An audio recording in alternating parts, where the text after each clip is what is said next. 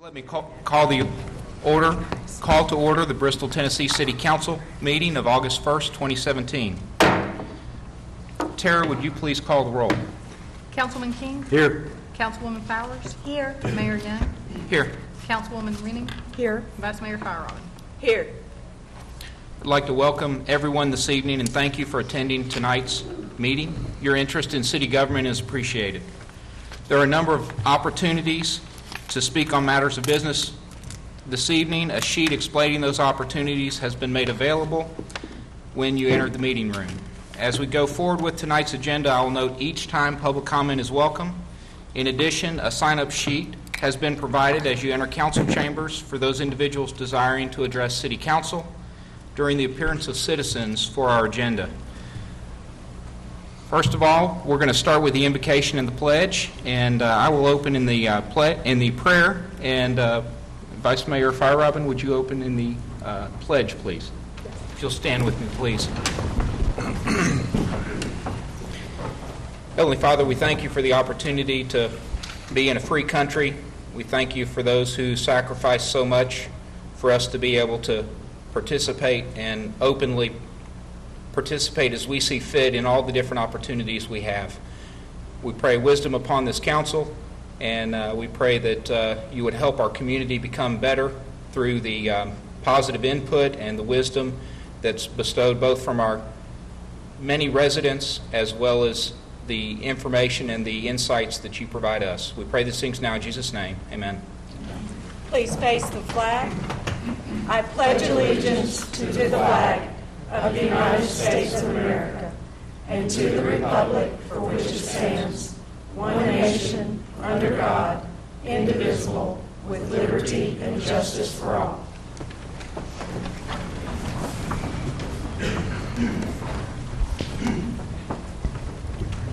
Mr. Sora, do you have any items to add to tonight's agenda? No, Mayor, the agenda is complete. We have one proclamation this evening. We have a proclamation for designating the week of August 6th through 11th, 2017 as Farmers Market Week in Bristol, Tennessee. And I would like to ask Margaret Firerobin to read the proclamation. Mr. Mike Music, Recreation Superintendent, is with us to accept the invitation of the proclamation. Whereas farmers markets are important nationwide outlets for agricultural producers, providing them with increased marketing opportunities, and whereas more than 5,000 farmers markets across the country offer consumers affordable, convenient, and healthful products sold directly from the farm in their freshest possible state, whereas farmers markets can help promote child health and reduce childhood obesity by increasing children's access to fresh fruits and vegetables. And whereas farmers markets support the sustainability of small family farms and the revitalization of communities, as well as offering farmers and consumers the opportunity to interact. Now, therefore, Jack Young, Mayor of the City of Bristol, Tennessee, does hereby proclaim the week of August 6 through 12 as Farmers Market Week in Bristol, Tennessee, and asks that our citizens support the State Street Farmers Market in recognition of the many contributions they make to daily life in the city of Bristol, Tennessee, this first day of August 2017.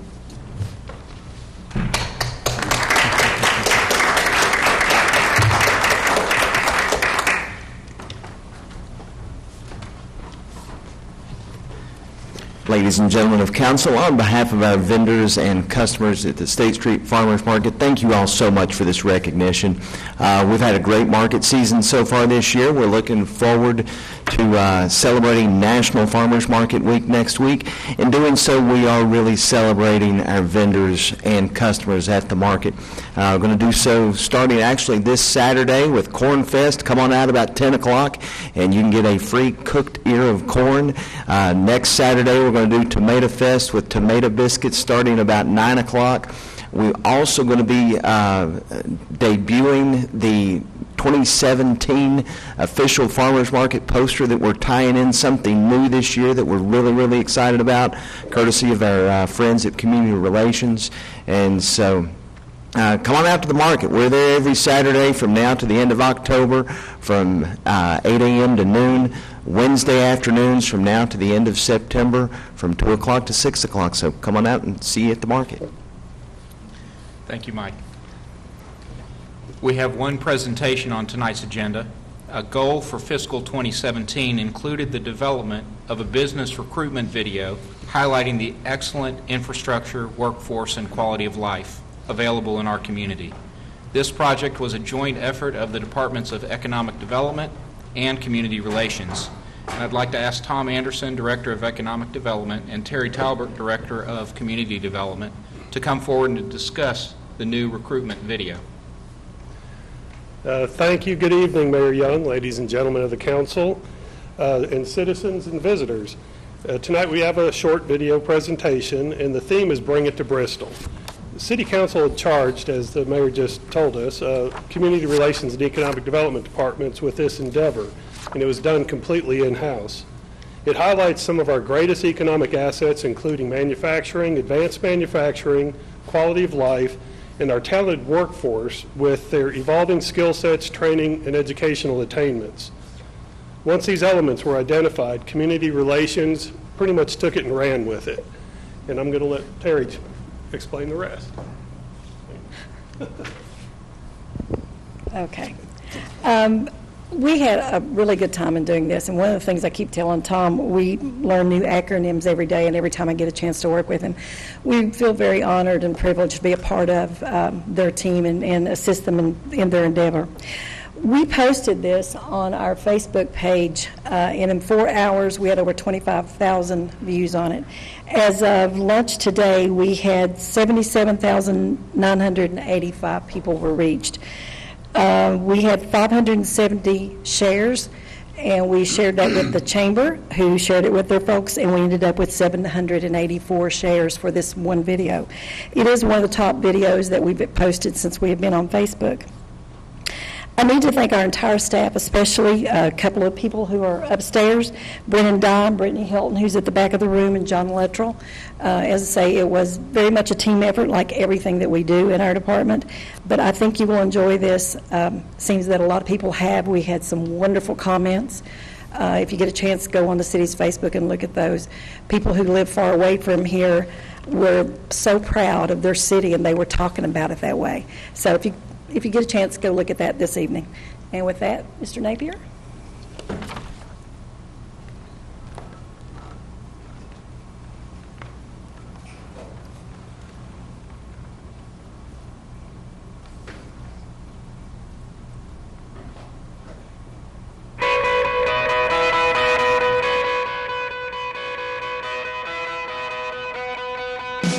Picture this. You're driving down Interstate 81, just at the Tennessee-Virginia border, and you see the familiar signs for everything there is to do and see in Bristol, Tennessee.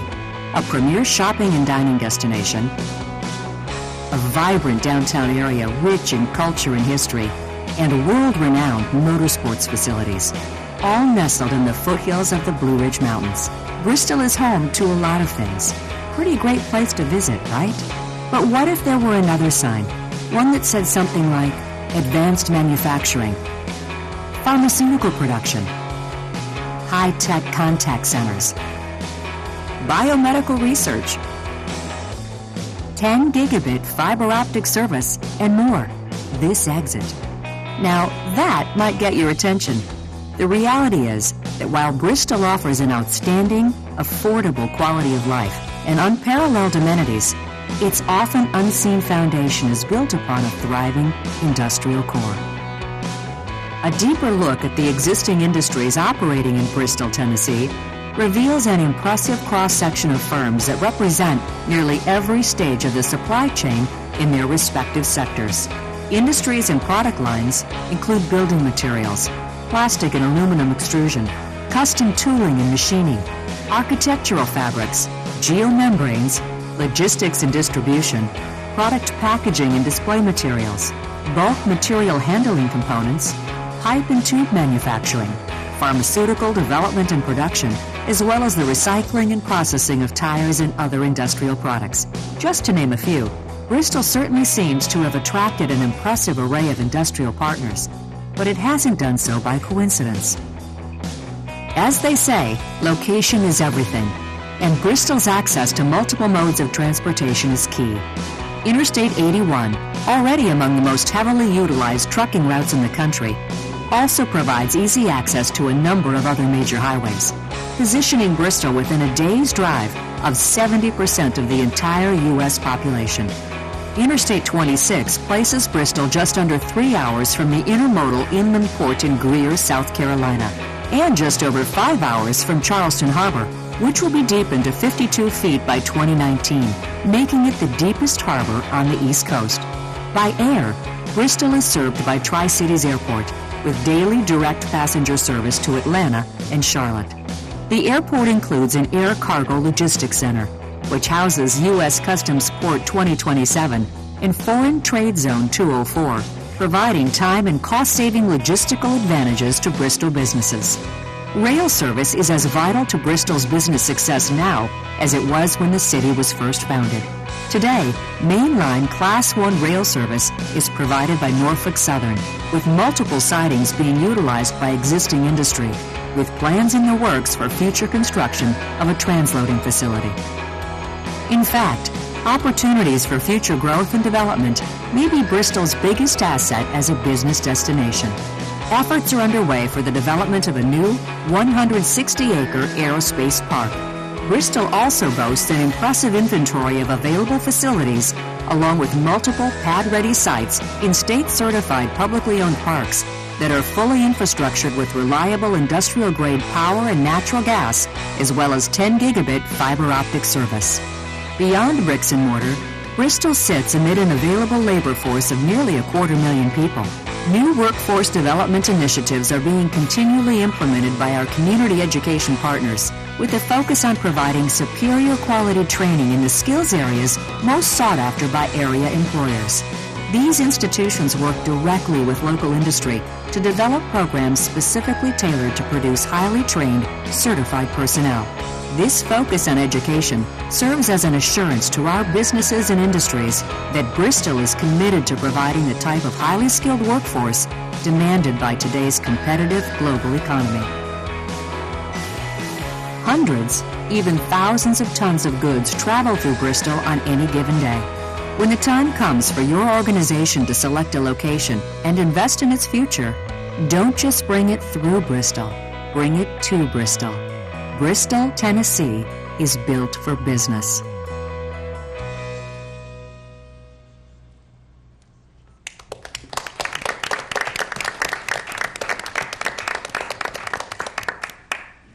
Thank you very much. I know several of us got to preview a little bit of that at our work session, and I'm sure we'll have some comments for that during council comments potentially. We'll move on to public hearings. Since we have no public hearings tonight, we'll move on to appearance of citizens. This section provides an opportunity for the public to address City Council on any matter that is not on the printed agenda for formal consideration. Comments are limited to matters of city business only. A response will not likely be made at this time, since in most cases, neither the council nor city manager will be prepared effectively to respond to the concern.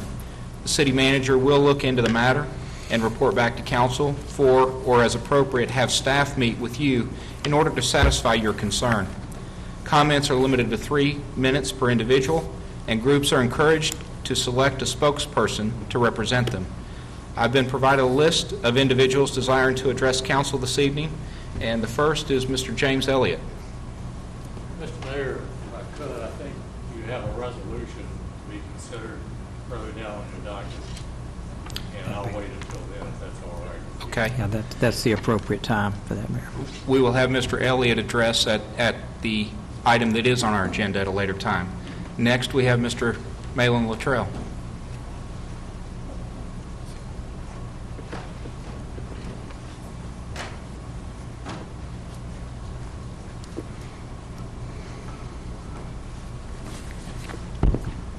Thank you, Mayor and Council.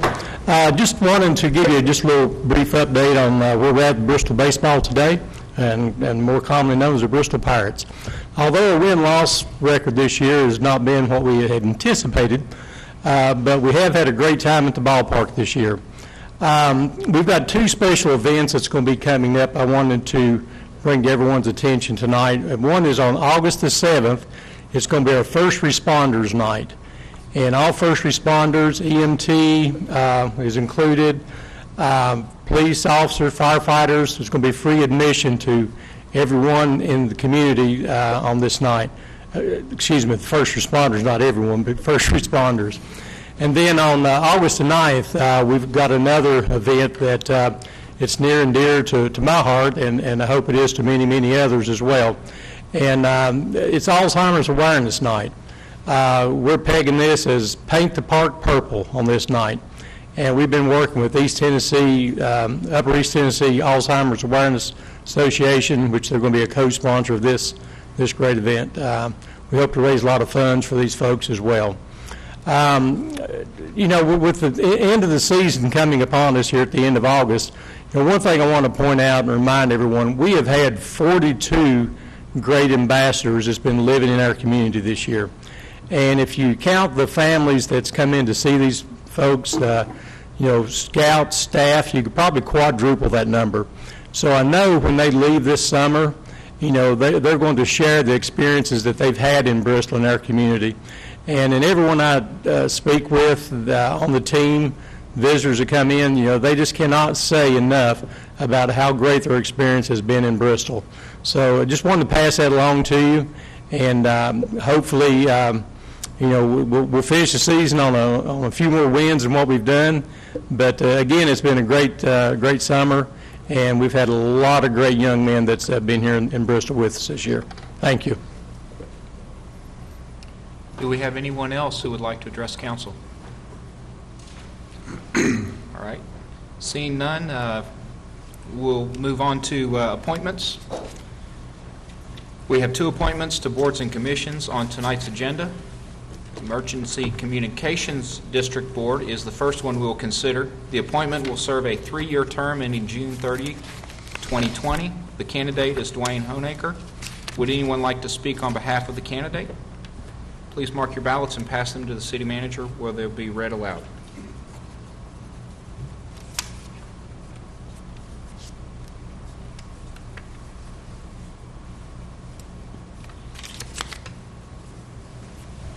Thank you. Councilman McKean votes for Dwayne Honaker. Councilwoman Powers votes for Dwayne Honaker. Councilwoman Renning votes for Dwayne Honaker. Vice Mayor Firerobin votes for Dwayne Honaker. And Mayor Young votes for Dwayne Honaker. Congratulations to Mr. Honaker. Next, we will consider appointment to Parks and Recreation Commission. The appointment will be for a 3-year term ending June 30th, 2020. The candidate is Kurt Rutherford. Would anyone like to speak on behalf of the candidate? I'll be glad to speak on behalf of Kurt Rutherford. He's a Tennessee High School graduate. His wife teaches in our school system, and he's very enthusiastic with getting involved in the community in this way.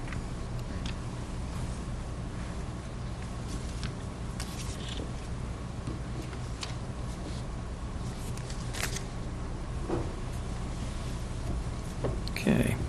Councilman McKean votes for Kurt Rutherford. Councilwoman Powers votes for Kurt Rutherford. Councilwoman Renning votes for Kurt Rutherford. Vice Mayor Firerobin votes for Kurt Rutherford. And Mayor Young votes for Kurt Rutherford.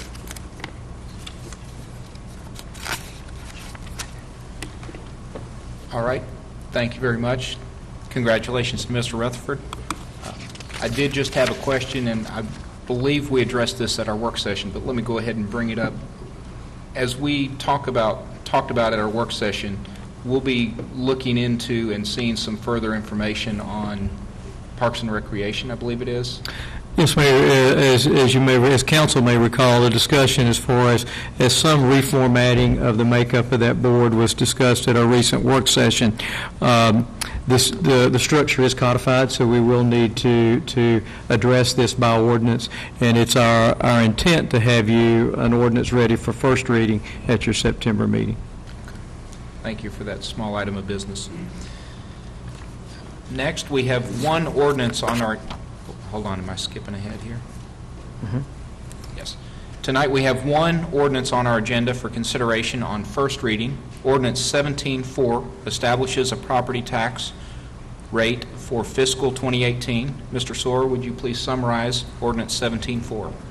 Yes, Mayor, be glad to. As council is aware, Tennessee statutes require real and personal property to be revalued for property tax purposes at least every 6 years. It has been the practice in Sullivan County to revalue every 4 years.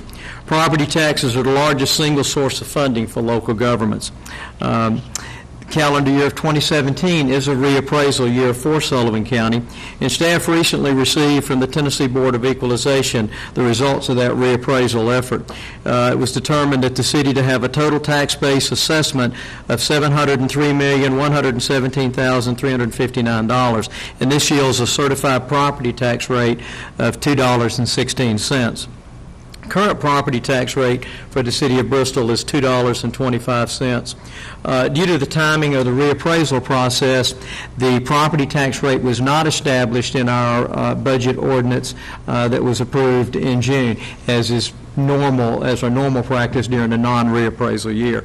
And the reappraisal year does require us to revisit it, usually in August if there's a timely receipt from the Tennessee Board of Equalization in July.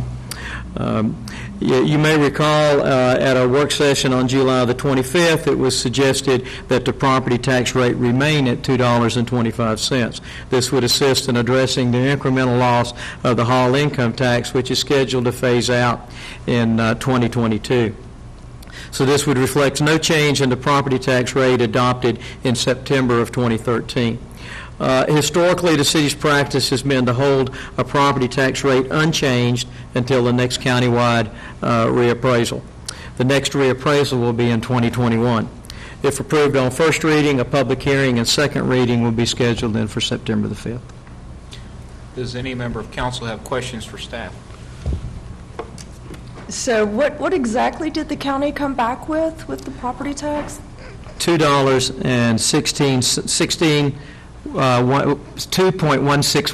$2.16. So actually the resolution would actually be a property tax rate increase? No, the ordinance is establishing it at $2.25 as per our discussion during the work session last week. But it would actually be raising it from what the county came back with at No, $2.16? it would be an increase from what the equalized rate. Correct. What the certified rate was. Yes, ma'am. Correct, okay. And I think we also had some discussion about how that figure comes about, and that it actually, we think it might not be quite 216, that it's possible that it's a little bit different from that in reality for what we actually bring in. I think if the $2.16 rate does not factor in any of the TIF payments, in other words, that's appraised at the true value, and the TIF payments then are paid in terms of tax, and then it cycles back out to the holder of the loan, holder of the note. But for tax for the reappraisal effort, the full load of the valuation of the property is calculated in. That's correct. And to clarify, the holder of the note would be that person holding a TIF-related financing. Well, actually, it would be the underwriter of the borrowing. In other words, the lending agent, the lending agency would receive that tax increment payment. Well, and the hall tax was one thing that we took into consideration. Another thing is that with the way that our debt is structured, we know that our debt load increases. Is it year 5 or year 7? Well, it will increase. We actually have some debt rolling off in 2024 and 2025. Right. The general obligation bond that was issued to support public infrastructure with the Pinnacle development then does begin to ramp up at that time. Right. So this was considered a rat debt. A rat debt. where it's you pay primarily interest with smaller principal payments on the front end, anticipating the escalation of development over time. And then also takes into consideration the rolling off of debt in 24 and 2025. But the reappraisal won't exist again until 2021? 2021, yes, ma'am. So we're talking about holding the tax rate where it has currently been, even though through the reappraisal, it's the reappraised value is at 2.16. Yes, ma'am. But we're talking about holding it at 2.25 because of the roll-off of the hall, because of the TIF financing that we have, and because of increased debt that does not significantly roll off till 2024. Mm-hmm. Is that a fair summation? I think that's a fair summation, yes, ma'am. Are there further questions of staff? All right. Is there a motion to take action on this item? Move to approve. Second. Would any member of council like to further discuss ordinance 17-4? I would like to see us keep the rate at the equalization rate at 216. We are in an extremely competitive environment for recruiting, manufacturing, distribution, really all businesses. And, excuse me, they look at these costs very carefully. And the fact of the matter is that our citizens also are incurring additional taxes from the county. And a lot of that money is going towards our schools, and we need that middle school. And so I think we can all agree that was the most efficient way to handle our school situation. But if we take the equalization rate, that will in essence offset our citizens' impact of the increase in taxes from the county. So that's what I would prefer. We talked about this and said that on $100,000, a home with a market value of $100,000 would pay $562.50, and we talked about what the difference would be between 216 and 225. Mr. Sawyer, do you remember what that figure is? I think it was approximately $20. $20 annually, and we said that that really worked out to $1.75 a month of an increase between the equalized rate and the 225 rate, standing rate that we have now. So you're talking about $1.75 a month for the next 4 years, so that we are not hamstrung in any of our capital improvement projects. We've done all of these different studies about projects that we said we were most interested in, and in an effort for us to make any forward motion with any of these projects, I think we have to take into consideration that we've paid for the studies to be done, but then I think to pull up based on $1.75 a month is probably short-sighted on our point. So I just believe that to hold the tax rate at 225 is where we should be, and I think it's great for us to all voice our opinions, because that's what makes us a well-functioning council. And to point out, this is the nature of an ordinance. We have 2 readings, so we'll have a reading. I'd like to see us pass some form of it tonight so that we can then carry forward, because there is an impact on our timing for rolling out the taxes, the tax bills, tax notes in October. So are we mandated by legislation to have this settled at a certain time? Well, as the mayor just indicated, tax notices go out in October, so we're really at the end of the timeline, which is typical of a reappraisal year. In a non-reappraisal year, we would address this in our budget and appropriations ordinance. But assuming we go with this on first reading in August, and then set public hearing and second reading in September, that's really timely in terms of mailing the tax notices in October. But we're not mandated by the comptroller's office to submit our tax rate? Well, we've got to do that as part of our budget, but we will have to have a tax rate established in order to send tax notices out in October. I'll just say that I appreciate Mr. Keene's comments and certainly the interest of all of us on here to be competitive with business, but I also challenge that property tax rate is not the only thing that businesses and industry look at.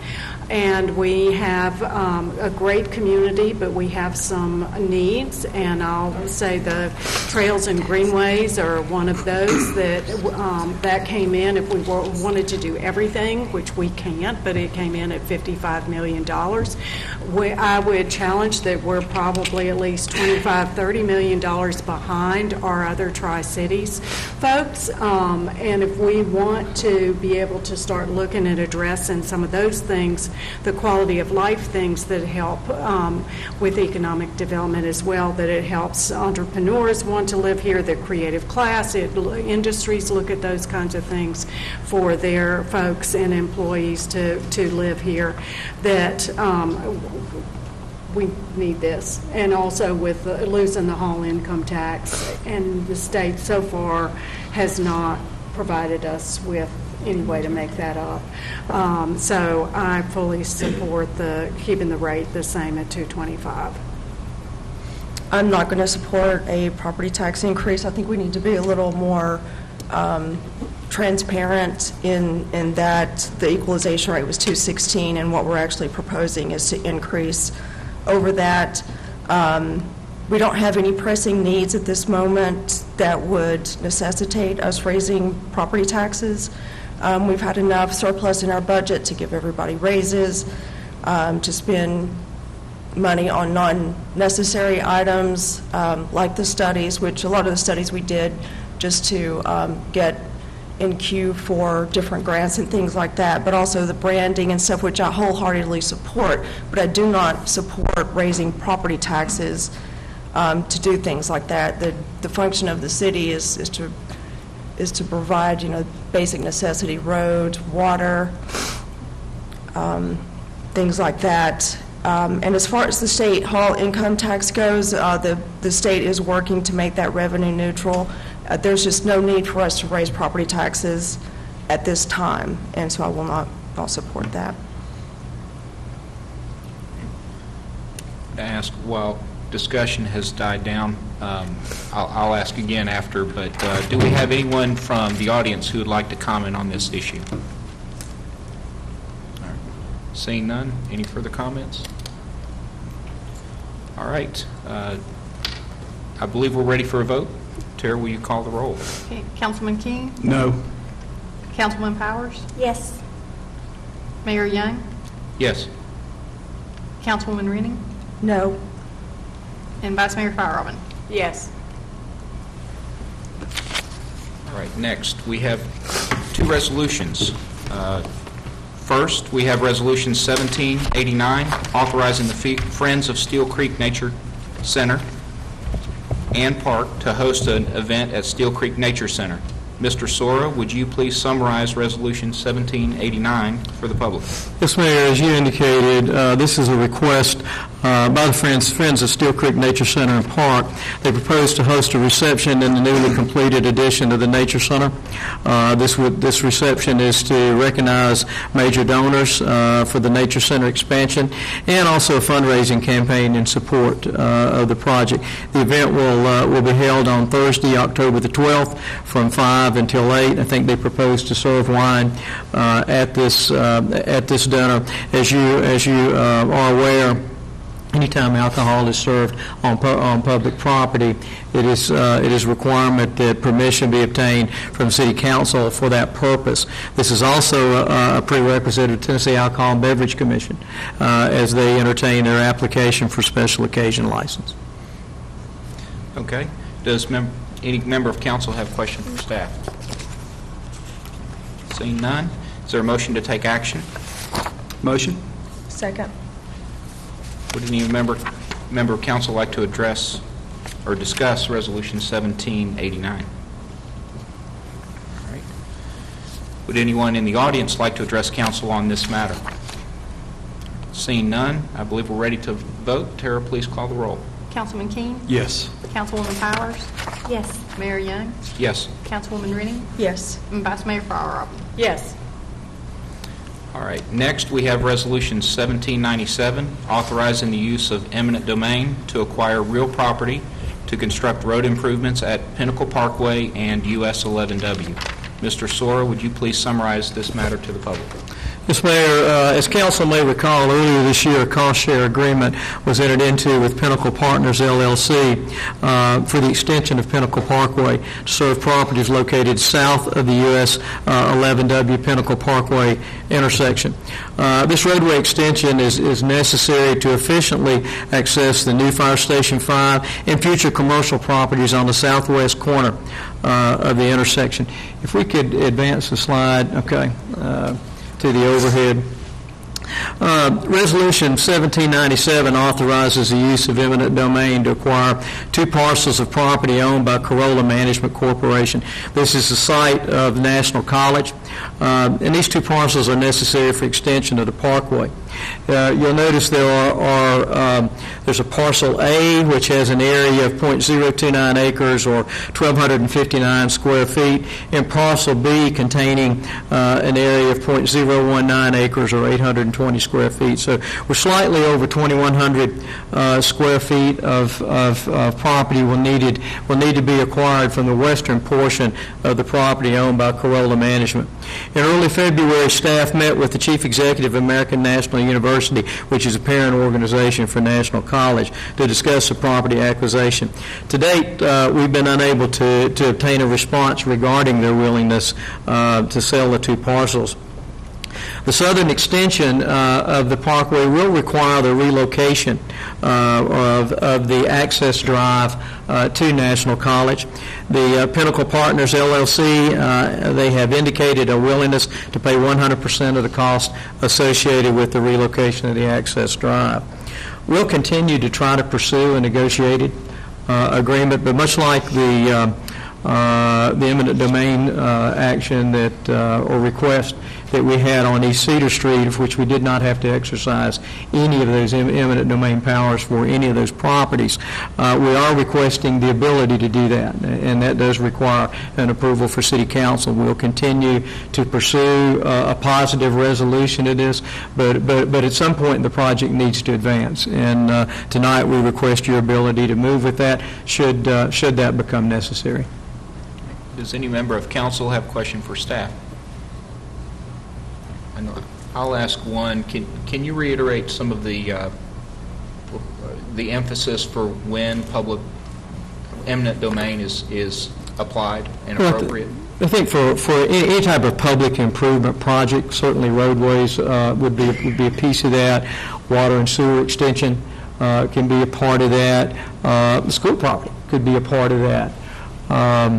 Industrial property under certain circumstances can be a part of that, but the Tennessee statutes do clearly define those projects or those purposes from which property can be obtained through eminent domain. Road construction is certainly one of those. So the emphasis is on primarily the public use, and there's some other verbiage there, but in this case, it's a public use. It will be a public roadway. So while our fire station is certainly a part of that, then anytime you build a public roadway, then all of the adjacent private property parcels would have access to that public improvement. Any other questions?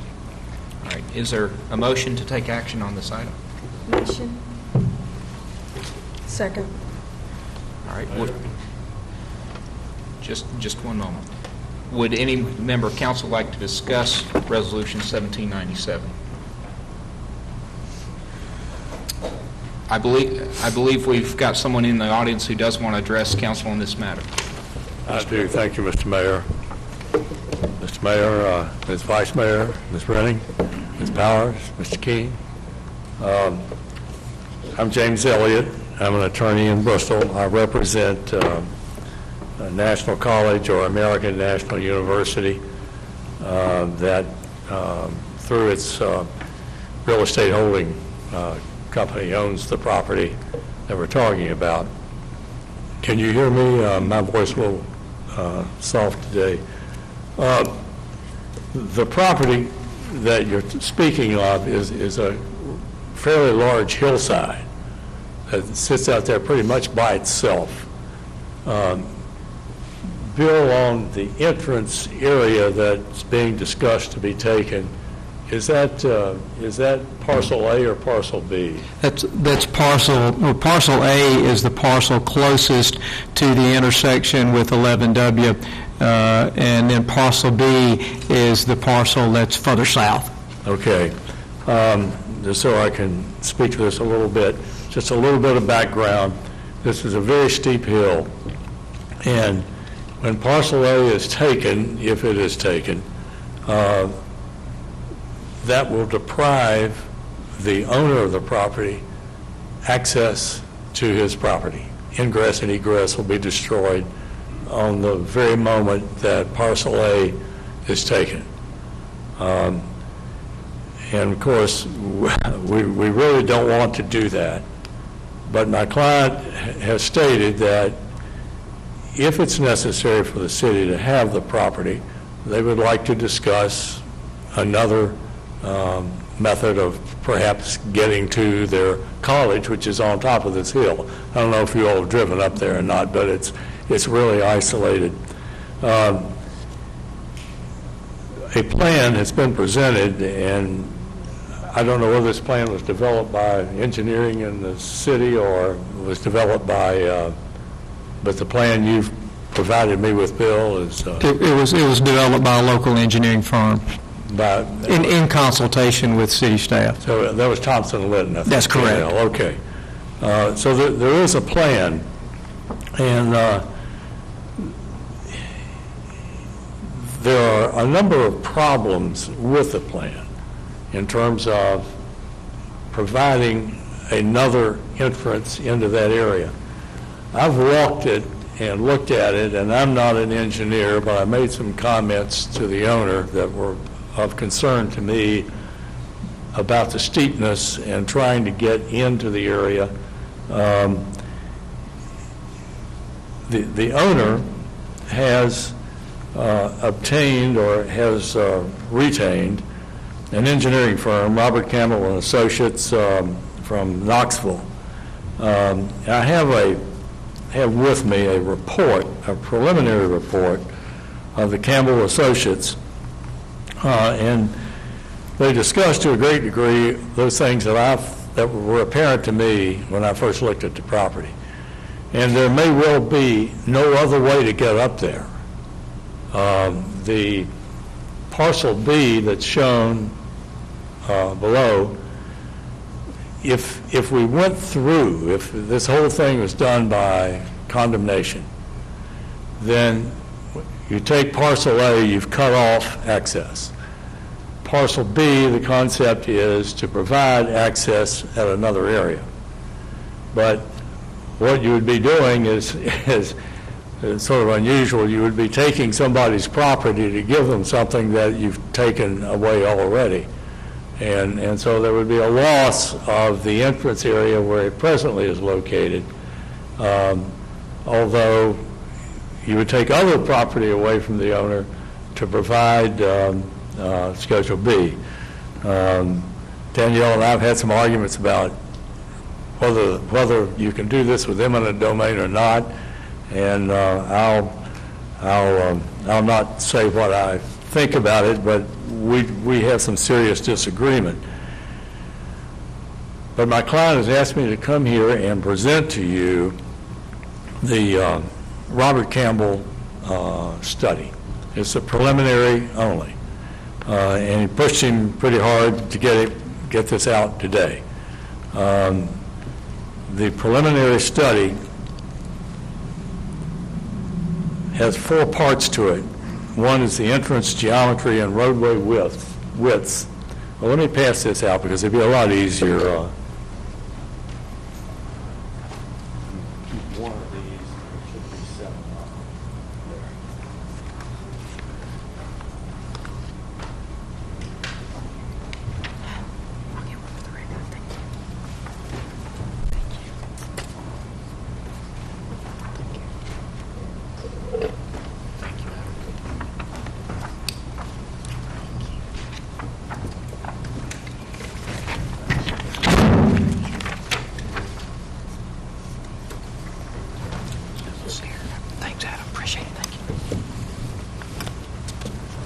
Bill, if I'm one short, I'll send you one by email That's fine. tomorrow. That's fine, thank you.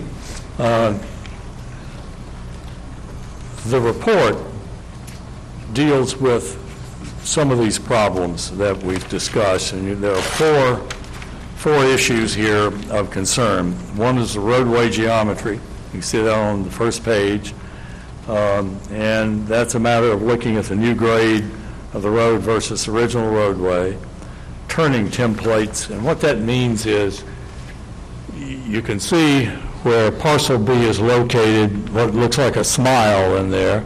Well, that would be the planned new road, which would all be entirely on my client's property.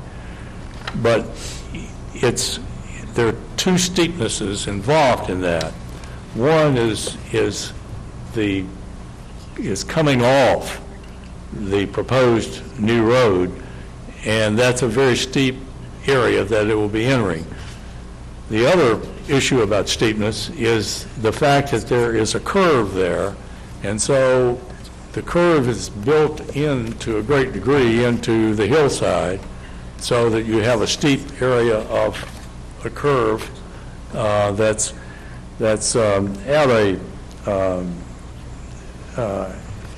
at a mathematical or engineering point that would make it difficult for large vehicles to get around that curve.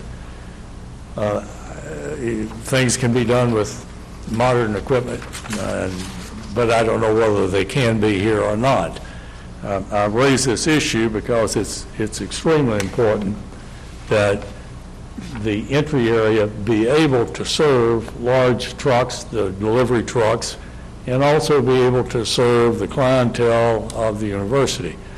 And one of those other concerns goes back to the steepness as it comes off into the planned new road. It's quite steep, or the area is. Now, maybe that can be cut down and gradually increase back up again as it comes around the curve.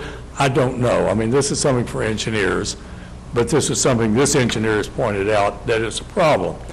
Be a great concern coming off that hill, coming down to that roadway, if you're going to be seeing a stop sign at the end and it's raining or there's snow or there's ice, and it may be just a little bit too steep, frankly, to stop correctly before coming on to the extended parkway.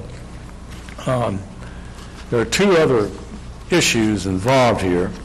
One involves retaining wall. The way this has been designed, there will be a retaining wall to hold the hillside back. There is no retaining wall out there now.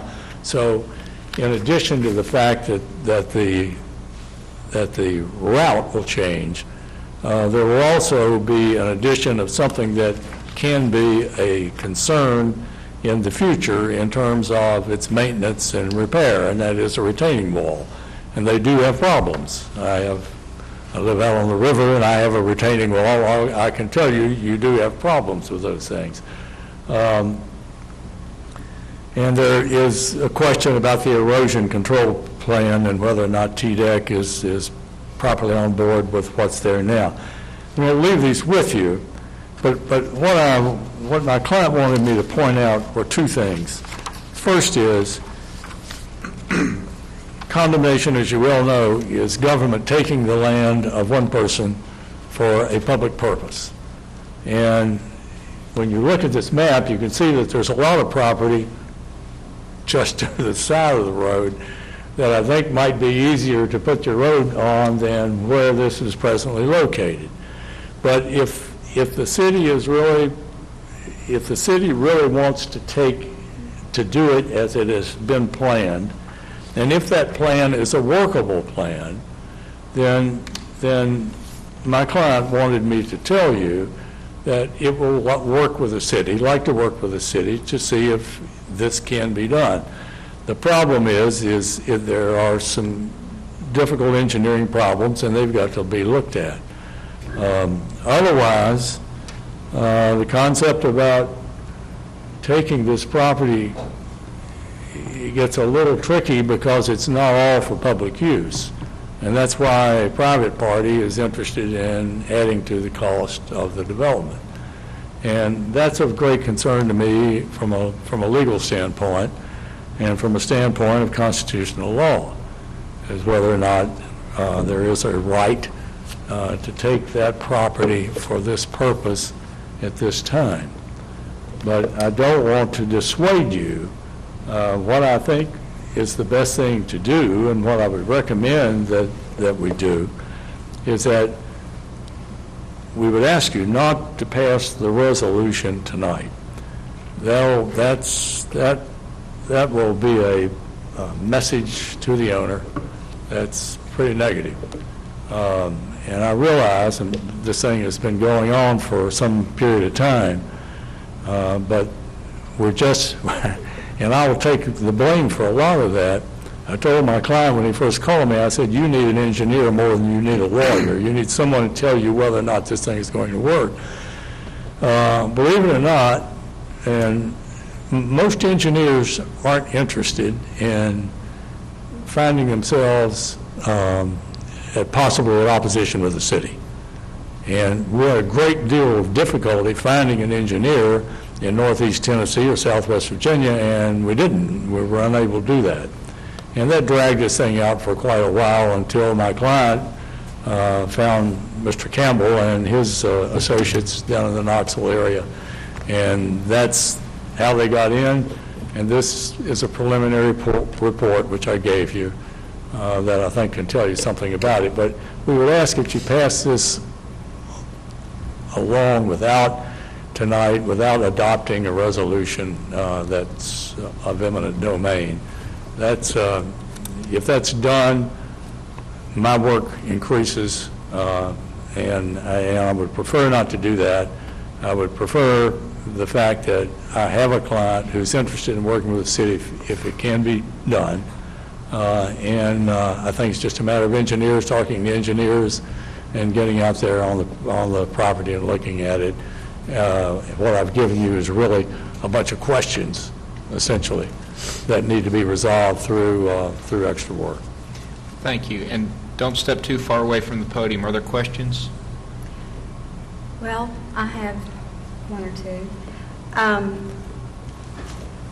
The last conversation that was had between city staff and the owner of the property took place in February. Is that correct? That was a face-to-face conversation. I've had other conversations telephonically with Mr. Longacre since that time. We haven't been able to make much progress as far as moving forward, and certainly when he attains counsel, then our conversations have been through Mr. Elliott from that point on. Well, I guess, perception is reality, and maybe I have the wrong perception, but it wasn't until we began discussing eminent domain that we have expedited the conversation to the point that we have it tonight with a whole different eyes on an engineering plan. And, we just received this tonight.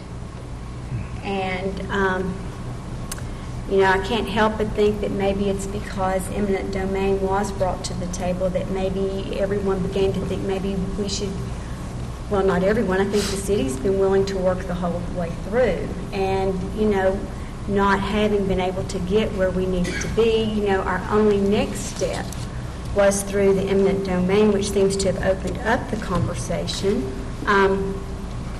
In reading through this, there are a lot of questions, and I think we have wanted to work together. Where are we as far as, if we pass this tonight, is this, refresh my memory, is this a one and done, or will we have to come back to this again? I think this resolution would authorize us when we feel like we have exhausted all avenues to progress absent eminent domain. This would afford our city attorney to move forward with that action. Much like we did in East Cedar, we requested that ability. We did not have to use it. I do think sometimes, I think that opened a logjam then. That when we, unfortunately, sometimes conversations bog down. And but I think it is important that, I think it is an important piece to have, to advance the discussions. So if we were to not pass this tonight, can we ask for it to be on our next agenda and give that month's time to? You could postpone any action until the next meeting. That's always an option. Okay. Is there an element of timing that is crucial to this? Well, I think by the time we're under construction, I think we're going to be near the end of the feasible, the practical construction season. And we'll go ahead and open up a fire station as it is.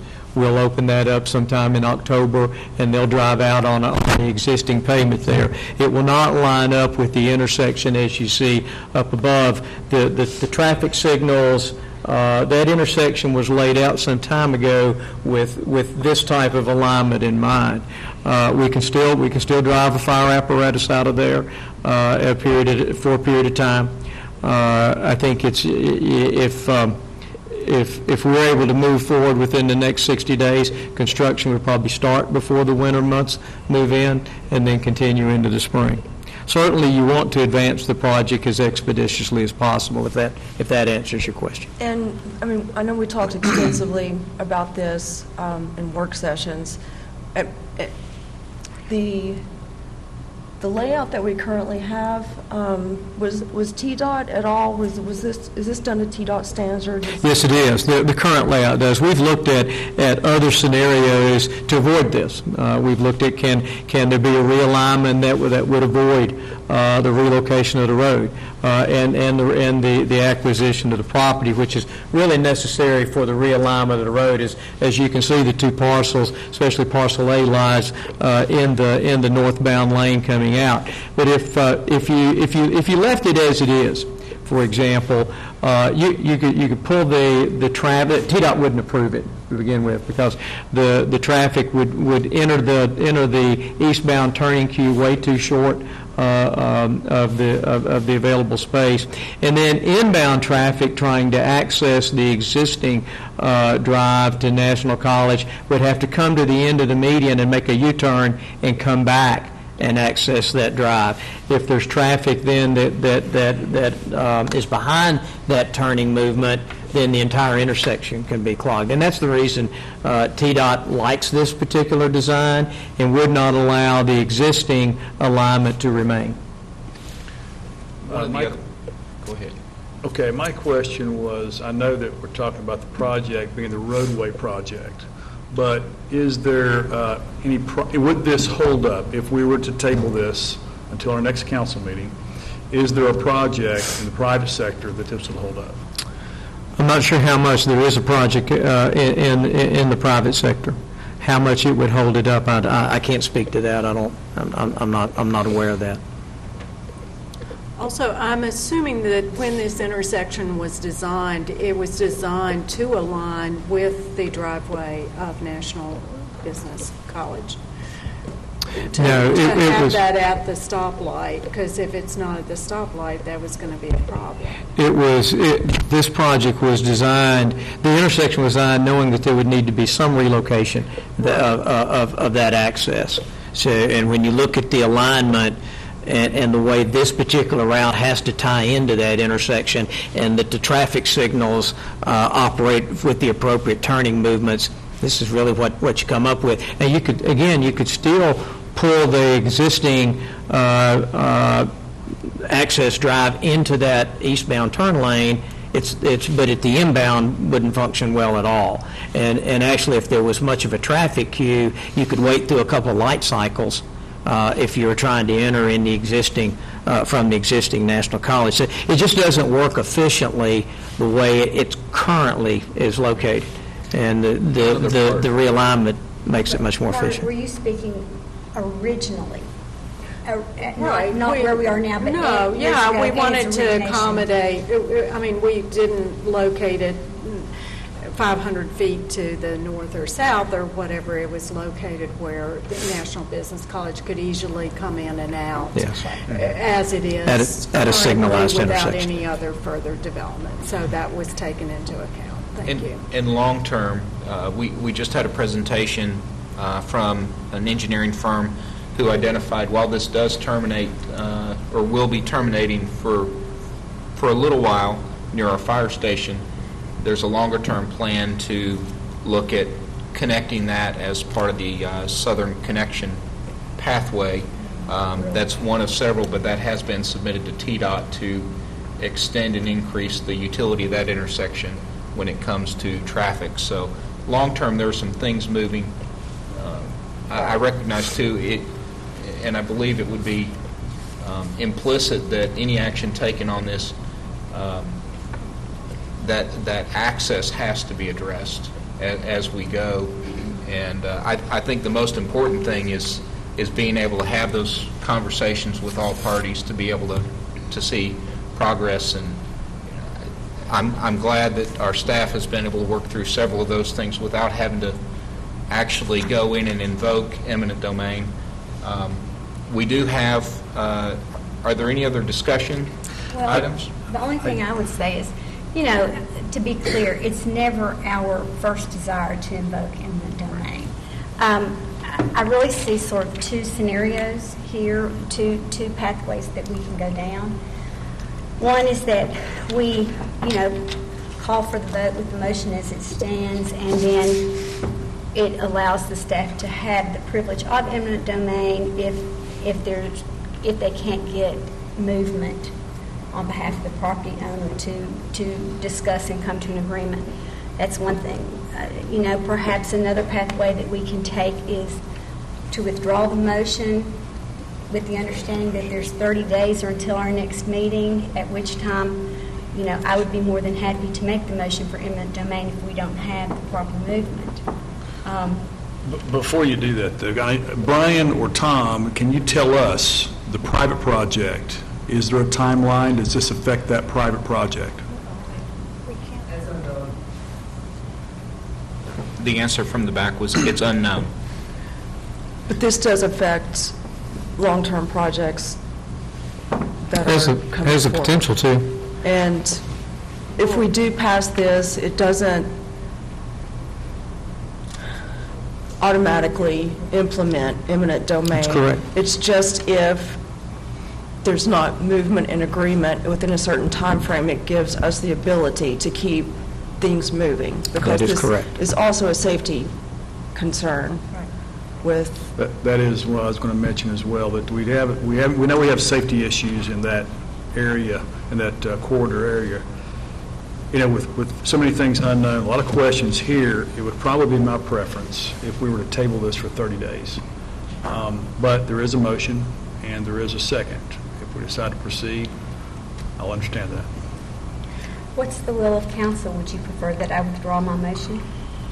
Well, Discussion. as the way Robert's Rules works, how we work, I see we have the book out. If I understand correctly, I'm hearing a significant interest in potentially delaying that. We could make an amendment to delay this motion. Is that correct? You would move, could move to postpone until the next regular meeting of City Council, and that would have to be seconded, and then it would have to be voted on by a majority. And if you did that, if that passed, then this would be... Then that supersedes the first motion that's standing. It puts it on hold until your next meeting. And then we'd already have a motion on the floor. Yes, it would reappear on your next agenda automatically. So if understood, you Then had the motion I had the originally, motion. and I believe Ms. Renning had the second, so... So I'll make a motion that we table this to our next meeting and give it till our next, table it until then. Motion to table until next month. Postpone, excuse me. We gotta get that Let me right. word that correctly. Postpone. Postpone this to our next meeting. Thank you for clarifying. Thank you, Danielle. Is there a second? I would second that amendment. All right. I would also just say, I think, to reiterate that nobody wants to do eminent domain. It just sometimes helps move things forward. I would hope that some of these questions are answered without, that we already know the answer, that we're working together, that that a lot of this will be easy to address. Some of it might be a little stickier, but I would hope that the grade of the road and some of the different things would be easy enough to talk about. And I just think we really have to have it done in the next month. Yep, I agree. Absolutely. I do appreciate you coming out, Mr. Elliott. Thank you for staying there for a couple of minutes. No, I'm fine. Being prepared to field a couple of You have to questions. vote to postpone. You have to vote to postpone on the motion. we're going to, yeah. So, all right, no further discussion then. We'll call for the question. Tara, go ahead and please call the roll. Okay, Councilman King? Yes. Councilwoman Powers? Yes. Mayor Young? Yes. Councilwoman Renning? Yes. Vice Mayor Fryerobin? Yes. And Thank you very much. Just to reiterate, this is postponing until the next meeting the current motion that we have. So with some, thank you, council, for working through that. Thank you, Mr. Elliott, for being here to help explain and provide some new information. Thank you, and if Mr. Sora could alert the engineers that are working for the city or all, that's what will move this thing much more quickly, is knowing whether or not we can actually get up that hill and get traffic up that hill. Otherwise, well, there are other things that can be done. I'm sorry. Thank you very much. Thank you. That brings us to our consent agenda. Mr. Sora, would you please read the items on tonight's consent agenda? Yes, Mayor, I'd be glad to. First item is the minutes from the July 11th City Council meeting, the minutes for the July 25th, 2017 City Council work session, Resolution 1787, a resolution awarding a contract for construction services for the wastewater treatment plant aeration process upgrades, Resolution 1788, a resolution awarding a bid for the purchase of bulk concrete products, Resolution 1790, a resolution authorizing the purchase of radio communication equipment, Resolution 1791, a resolution authorizing the purchase of breathing apparatus for the fire department, Resolution 1792, a resolution authorizing the purchase of police wireless field reporting software support, Resolution 1793, a resolution authorizing the purchase of software support for computer-aided dispatch system, Resolution 1794, a resolution approving an agreement with the First Tennessee Development District for program administration for the Northeast Tennessee, Virginia Home Consortium. Resolution 1795, a resolution approving agreement with the YWCA and provide funding support. Resolution 1796, a resolution designating members of the City Council to serve on city boards and quasi-municipal and non-municipal agencies. Resolution 1798, a resolution approving an agreement for the management of the Ida Stone Jones Community Tennis Center. All right. Would any member of council like any item removed from the consent agenda? All right. Do we have a motion to approve this item? Motion. Second. All right.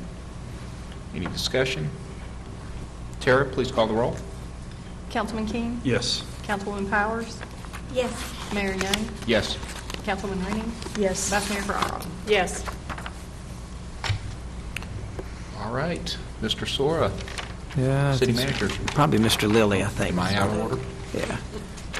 We have our education liaison, Dr. Gary Lilly, with us on this exciting day. It was a very exciting day because we got to welcome back students, which is always a lot of fun. And for the most part, they were smiling. We had early dismissal today, and they actually get tomorrow off. But we look forward to welcoming them back full-time on Thursday. So that's always fun. I very much enjoyed the video Built for Business, and I wanted to let you know that we are doing our part to assist with workforce development. Over the past couple of weeks, we rolled out just under 2,300 laptops for student use. And I've told you before, it's really not about the technology, but it's about personalized learning for students, so that they've got access to learning anytime, anywhere. And it's about putting the tools that they will use and that professionals use every day in their hands so that they are ready for college and career, and they'll have success with that. We've got some other exciting news. The governor's budget included some money for a CTE equipment refresh, and so we made an application, and this past week received the award letter that we will receive $128,000 to refresh some of our CTE equipment in health occupations, advanced manufacturing, and IT services. So we're excited about that opportunity too, and think that that will help us better prepare students to use the equipment when they enter the world of work. We're also happy to welcome a new principal to Tennessee High School. We very much appreciate Dr. Mary Rouse's service to our students and wish her well in retirement, but we're also happy at the same time to welcome Miss Kim Kirk. Some of you may know Miss Kirk. She's a hometown girl, and but she comes to us as a seasoned administrator. Most recently, she was with Johnson City Schools, and she is also completely committed to helping students achieve college and career success. Finally, I would like to thank the police department for organizing the National Night Out and the Boys and Girls Club for hosting that this year. That is a great event that helps. They invite us to attend as well, and we get to share resources with the community about how they can support classroom learning and early literacy. We talk about the importance of attendance and talk about student health and safety and all that. And of course, this is a very important time to remind people to be careful out there as students start back to school. So, thank you. Thank you very much. That now brings us to our city manager's report. Thank you, Mayor. First, let me say, Vice Mayor Fierraven and I had a real privilege to attend the Commission on Fire Accreditation International hearings with our fire department last Friday, and I'd like to congratulate Chief Barnes, Battalion Chief Alan Howard, and Captain David McGlamory for successfully bringing home an accredited department. And the significance of this, there's fewer than 300 of these internationally, but we'll be only the 5th department in the state of Tennessee to obtain this honor. It was a privilege to be with them. This culminates almost 3 years worth of work that our department, and I mentioned those 3, but this is truly a department award, and they acknowledged that in Charlotte last Friday morning. It was also a very tough hearing, and we witnessed several. This wasn't sign up and check the box, and there were no free passes with this group, and it was a very tough process. And as we talked, prior to the hearing, whether they had received the accreditation or not, we were better off for having gone through that process. We're very grateful for their efforts. We're excited about the accreditation, and we join a very elite group. We're going to do a much more significant recognition of this effort, but I would be remiss if I didn't mention that this evening. Also, we're excited. We received information from the Tennessee Department of Transportation earlier today that our sidewalk construction grant application for Virginia Avenue had been approved in the amount of $626,441. We will be responsible for 20% of that. We'll also be responsible for environmental review, design, and last but not least, right-of-way acquisition.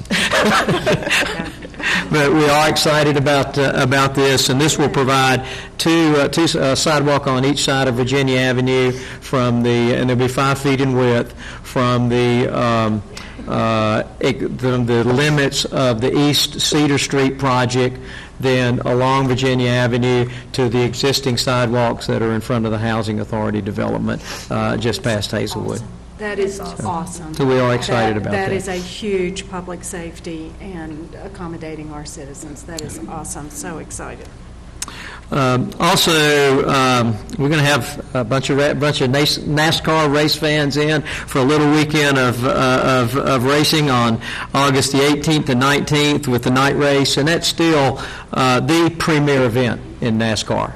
That's the most sought-after ticket, and we're very fortunate to have Bristol Motor Speedway in Bristol.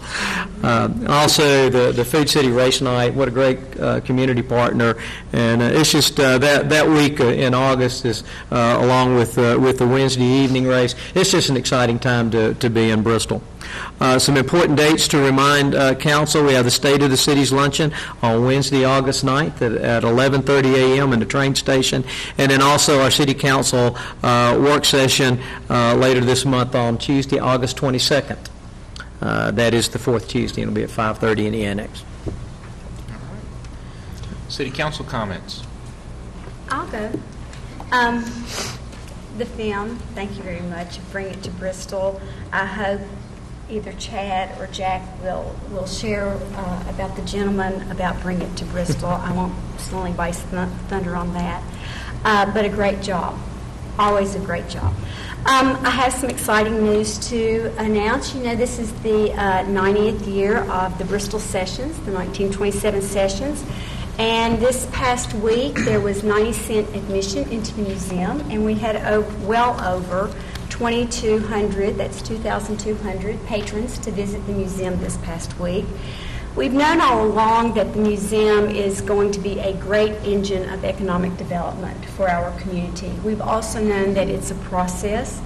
We know that museums in and of themselves are not huge money makers, but that they are the cog in the wheel that takes us to great money makers for both of our communities. So I want to let everybody know about that. That's very exciting. Along those same lines, Bristol Rhythm and Roots Reunion, that little festival that happens September 15th, 16th, and 17th, we are now over 2,000 tickets ahead of where we were last year in ticket sales, and so we're very excited. As a matter of fact, we are now past the $75 pass for the weekend and on to the $85 pass for the weekend.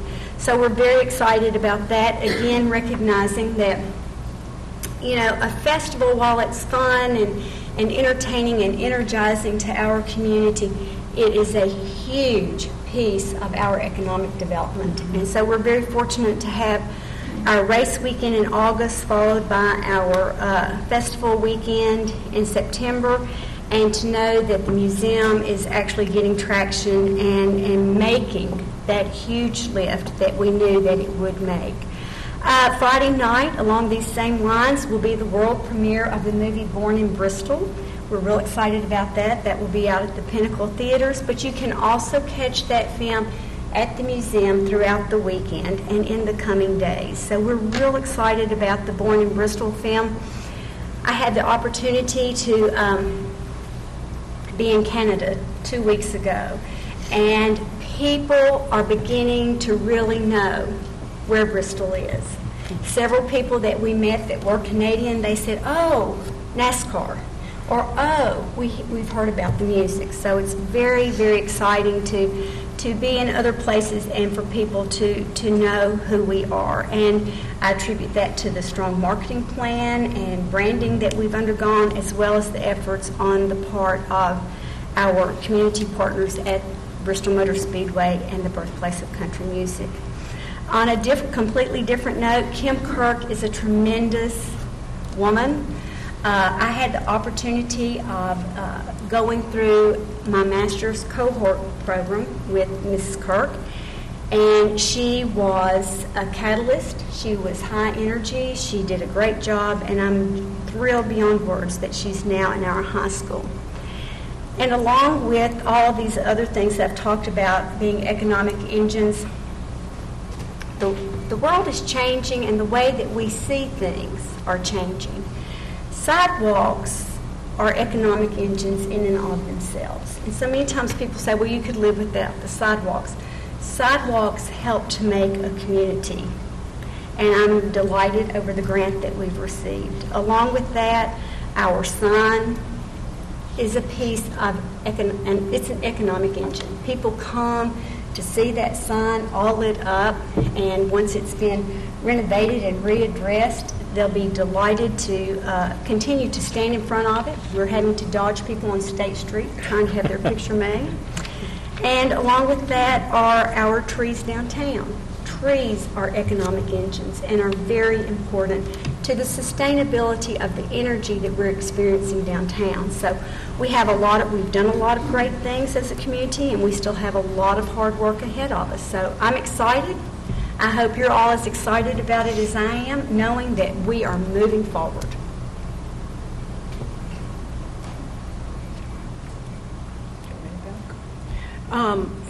I'll just also say with the going to the fire department certification and seeing that process and talking with our folks and learning what they have done over the past several years to prepare for it. I also attended when the reviewers came here to Bristol to look at us here. It means higher standards that means better service for our citizens. It also means higher standards for our firefighters both to achieve as well as for us to provide for them in health and safety. As we go forward, I think both City Manager Bill Soar and I found that we're going to have some, we already knew from the review some things that had been addressed, some things that still we need to keep up. It's a 5-year process. We will for sure want to be recertified in 5 years.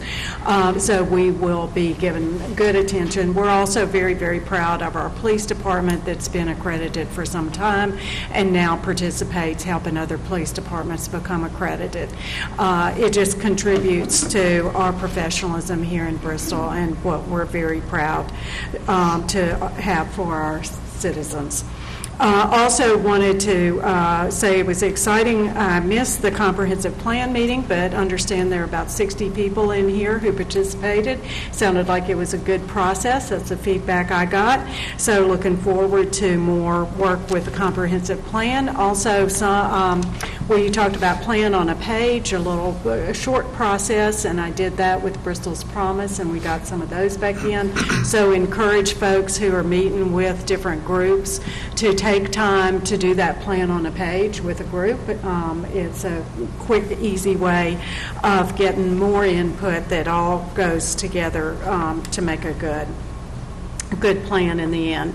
I will piggyback a little bit on Dr. Lilly was saying it's going to be time for reading buddies in another few weeks, and encourage anyone here or anybody watching to sign up to be a reading buddies volunteer. It's a good time to sign up at the beginning of the school year. You can sign up anytime, but the beginning is good. And if anybody needs to know how to do that, I'd be glad to point them in the right direction. And I'll also, without asking permission, say our community relations people, they interview people all the time, they could point them in the right direction in addition to our school system. So it's easy to do. Once you express your interest, it's easy to follow through, and it's 30 minutes a week, and I've found that that's flexible. I go on, try to go on Thursdays, but if I can't, I go on Tuesday or Wednesday, and the teachers are very, very accommodating to work with folks. Also, just, I think since the last time we met, Roanoke has announced that their first train is going to roll in October 31st. I think there'll be some folks going from here to Roanoke. So that's very, very exciting, and we hope that that just is another little piece that's going to bring it to Bristol. Except for it, we like to say bring it through Bristol, because we don't want it to stop in Bristol. It needs to keep on going. This Friday is Border Bash, and I think we're coming down to the last one. Last one. I think after that is our race night and then Rhythm and Roots activities. So I hope everybody can make it out and go see the movie and Border Bash and just have a real busy Bristol Friday. And would also say, kind of along the lines of the race, as well as putting a plug in, Theater Bristol is really finding its roots as a children's theater.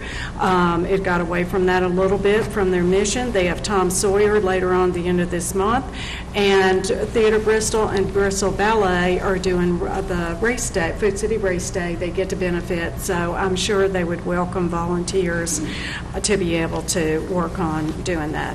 Also, I'll put a plug in, Rhythm and Roots can use volunteers, so hope folks can volunteer for that as well. And I think that's it, and thank you for your comments on sidewalks. And absolutely, and particularly that route, there's a lot of people who walk in that area who don't do it for fun. They do it because they don't have vehicles to take them on their errands. And I see people pushing baby buggies, trying to push it through the grass, pushing it on the street, somebody pushing a lawnmower, taking it from one place to another in the middle of the street. So the sidewalks will be a huge asset on Cedar Street that we're going to get, but this grant is wonderful that we're going to be able to extend it. So next we're hoping to hear about Bluff City Highway. So, thank you. I don't really have anything new to say. It's a great time to be proud of Bristol. The branding in combination with the promotional video is the synergy of those are just great. Our economic development team is doing a great job. Dr. Lilly is doing a great job with education. Our students are going to be some of the brightest in the state and the nation for sure. And Bristol is so unique. The August Night Race is one of the top 10 sporting events in the world. It's not a very small thing, and it's something that we have great pride over, as is being the birthplace of country music. We had a visitor in that was talking with us about our school system, and we happened to mention that we're the birthplace of country music, and he kind of chuckled and said, well, don't let Nashville know about that. We were like, no, seriously, we have a national designation as the birthplace of country music. This is where the big bang of country music happened, right down the street. And Johnny Cash called it the single most important event in the history of country music. And we all know what he says is gospel. He's a great, yes, great performer. I would just like to add about the equalization rate. The reason that the equalization rate came back less than what our current rate is because property values have increased in the city of Bristol. So if your property happens to be one of the ones that the value went up on, then in addition to paying more, with the property tax increase, you'll be paying more because your property value went up. My home went up $20,000 in value because of a remodel. And so just if the property tax rate increases, that will be an increase of $1,800 just on the increase, not on the value of what the home was before. So we need to, I would love for us to have more discussion about the property tax increase and how that affects citizens and businesses also. And I appreciate a council that has open dialogue that we can talk about things like that. So thanks everybody for your involvement and for coming to meetings. We appreciate your input and involvement. Terry, I'll just say I'm really impressed with that video, and I'll tell you, every time I see it, I just see a little something more about Bristol, and I think it hits the nail on the head that we are open for business and that we have a lot of assets and a lot of folks that can get the job done. Had a company that recently called me and said, you know, we're in dire need of welders. And I talked to Dr. Lilly, and I also talked to Evelyn with the county school system, and talked to Northeast State, and all of a sudden this guy is getting calls from everybody about, hey, this is what we're doing, this is what we're working on, this is what, and so I think it's a testament to our school systems in all levels, you know, high school all the way through, really younger than that, but all the way up through the college level, that we are addressing any type of skill sets that we need to address. And I think our businesses see that. So I'm real proud of that effect. And also the video talked about affordability. And we do have a low cost of doing business here. And I think when we try to hold costs down as much as we can, I think it does make an effect in all areas, you know, in all areas. We do have a big race coming up in August. And I know we're going to have some site selectors in town, and they're going to be looking us over, and we're going to tout everything we've got. And so we're hoping for for that recruitment effort to really come through. So thanks to all for that as well.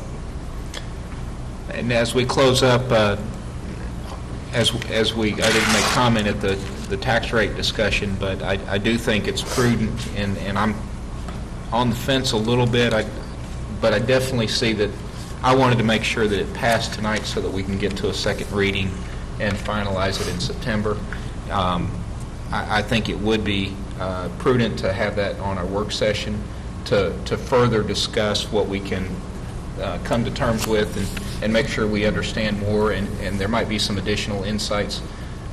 One of the challenges with that is this assessment doesn't include some of the new investment that's happened in the last 12 months. And so some of those things are, I guess you could say, masked somewhat. So they're not completely reflecting in that rate. And it is good to have positive investment. 4 years ago, as we sat in this August meeting, we were seeing an equalization rate that was going the other direction.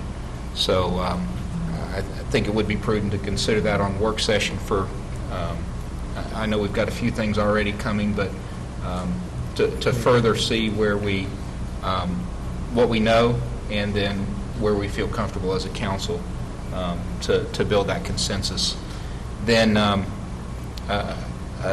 several of us I think it was part of the 2013 election cycle, met an insightful person, and he shared some of his story with how he thought of, why not just come up with a slogan, bring it to Bristol? And as he talked about it, it was something that got mentioned in several different forums and conversations, and as we began to talk about that, staff started bouncing around a couple of ideas. Well, what's that mean, bring it to Bristol? What could it be? And one of those manifestations of that has been the video that you saw tonight. And the fellow who brought that to us, his name is Kicking Eagle. He's not a resident of Bristol, but he is right here in the area. He loves Bristol. He's got family here in the city limits, and that story was one that resonated of some of that economic development story and some of those things of what we want to see come. And it's not just the new things that come, it's the expansions that come and those kind of opportunities.